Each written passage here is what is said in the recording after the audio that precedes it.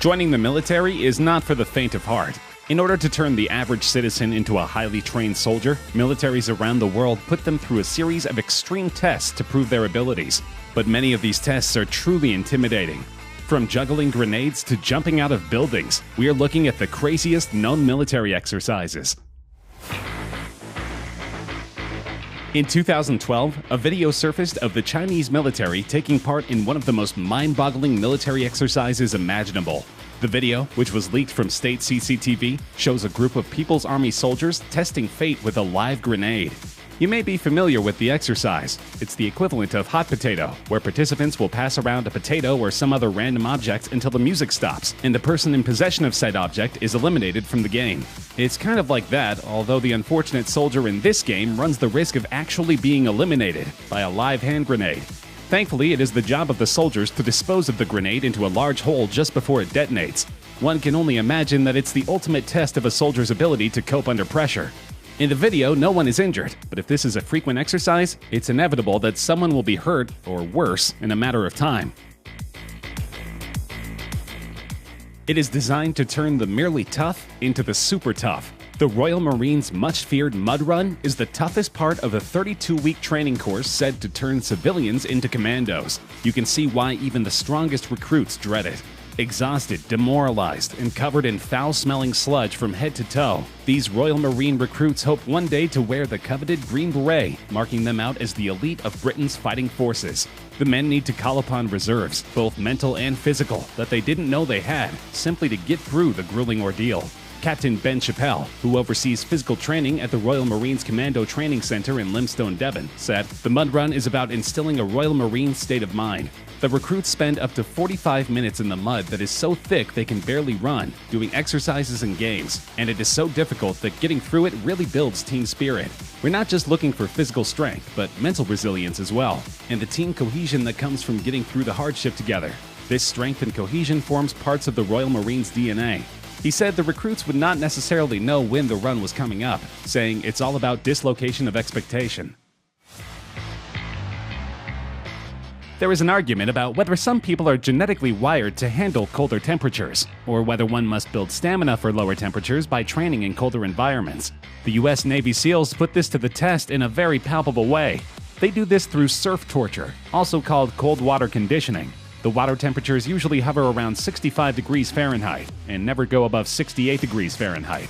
From there, trainees may be ordered to do some calisthenics or run a mile and a half down the beach in their wet clothes and boots. Then they're ordered back into the surf. Many drills also require that teams carry their rubber boots over their heads as they run from one task to another. Even if the water is 90 degrees, your core temperatures will very slowly start to drop from its normal level of 98.6 degrees. The hours-long drill tests the personal resolve of all those involved and proves to superior officers who is most fit for war. The Russian military isn't known for having a gentle touch, so it should come as no surprise that their counterterrorism operations training is really tough.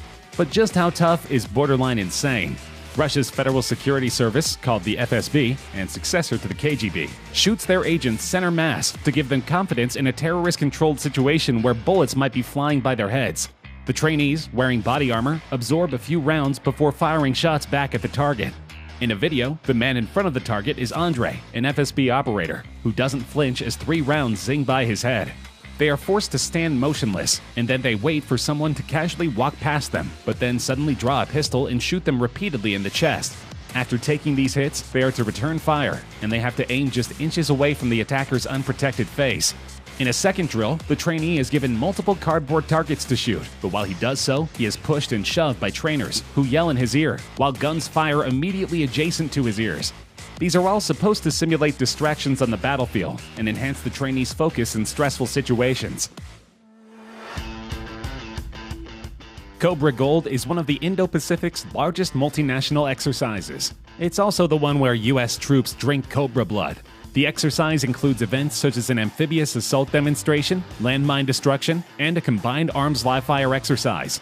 But probably the most photographed event is the jungle survival training, during which Thai instructors share with the Americans their knowledge of life-sustaining jungle sources of food and water, plants, insects, and, of course, cobra blood. For instance, some plants can be a good source of water, and there are a lot of different fruits available for consumption. But when those options aren't available, Marines can also eat geckos, gibbons, and even scorpions. Then, of course, there is one of the most iconic aspects of the Cobra Gold jungle survival training: drinking cobra blood. Royal Thai Marine instructors showed the troops how drinking the blood from a cobra can help them stay alive if there is no drinkable water, and can also provide essential nutrition. The pictures show the Marines with their heads tilted back and sticking out their tongues as the instructor drips the blood down their throats. It's not for the squeamish, and even some hardened Marines appear to have their eyes tightly shut as they get their taste of the cobra blood. In contrast, others seemed keen to have a drink of the blood of the deadly serpent. According to Marines who have taken part in exercises in the past, the cobra blood tastes fishy. Belarus is not known for its human rights or its progressive politics. Many people consider it to be the last remaining dictatorship in Europe. And of course, to keep the dictatorship in power, the government needs an extremely fearsome military. In addition to training for chemical warfare with gas masks and protective equipment, the Belarusian Special Forces are required to undergo an obstacle course that is covered in flames. Nicknamed the Fire Walk, this exercise requires the soldiers to complete a 10K run with occasional bits of fire interspersed across the course. Sometimes they will need to walk through the fire, and other times they need to scale walls covered in flames. The Special Forces are undoubtedly an imposing unit. Belarus's ruling party has been accused of using its special forces to assassinate opposition leaders. Taiwan's Marine Corps' Road to Heaven is the final stage of a grueling 10-week amphibious training program. In order to become frogmen, candidates must crawl 164 feet over jagged, porous coral rocks in a pair of shorts. The Road to Heaven starts with a hard fall from standing to planking position.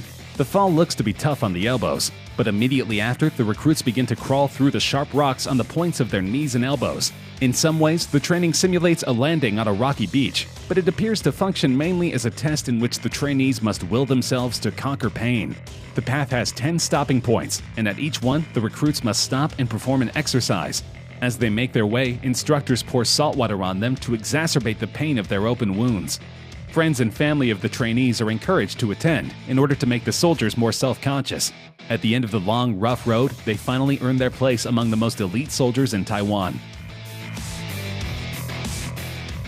Back in 2012, two videos surfaced on the internet.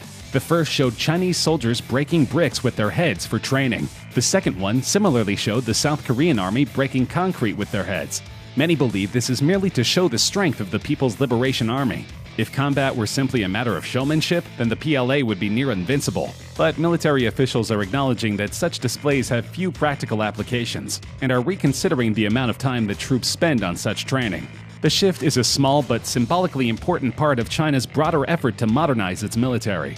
Going to war isn't a performance, Zhang Aijun, commander of a special operations brigade in Beijing, told PLA Daily, the official newspaper of the Chinese military. Troops training must stick close to the realities of combat and pay special attention to the urgent need to strengthen fighting skills. This is why the Chinese army discontinued the practice in 2014. Martial arts performances are a trademark, PLA Daily said of the brigade, which it did not identify in detail. For many years, they relied on these skills to display their abilities and win much praise. However, do these stunts have a practical use on the battlefield? Both US and South Korean soldiers took part in an impressive cold weather training drill in 2017. More than 400 soldiers took part in the drill, 200 South Koreans and 220 US troops normally stationed on the Japanese island of Okinawa. The exercise has been held since 2013 to train the military to be able to fight at temperatures as low as -4 Fahrenheit. More choreographed than tactical, the troops perform for a horde of media, which at times seem to outnumber the North Carolina-based Marines and their Korean counterparts during this annual photo op. An environment like this is unforgiving, said Captain Thomas Rigby, 33, of Company A, 1st Battalion, 8th Marines. The company commander from Red Bank, New Jersey, said his Marines used the harsh locale to focus on cold weather squad tactics and decision-making skills. Rigby said historic fights like the Korean War's Battle of Chosin Reservoir, in which Marines fought off and escaped a massive Chinese assault in 1950, have cemented the service's can-do, go-anywhere attitude. We're a jack of all trades, he said. We fancy ourselves to be able to fight in any climate and place. The idea is to acclimate soldiers to any intense conditions they may find themselves in. Service in the Israeli army is compulsory for all young Israeli citizens in good health. so recruits should hope that they are not forced into a controversial program in which they are forced to jump from the tops of skyscrapers and rappel down the buildings. The idea is to prepare the soldiers for the impact of a bomb on a building, so that they can get citizens out of the flaming structure safely. It is also a preparation for terrorist situations, where they need to enter a building covertly. Certainly, the drills have many applications, but hopefully the soldiers don't suffer from vertigo or fear of heights. These new recruits will be prepared to defend the Tel Aviv skyline.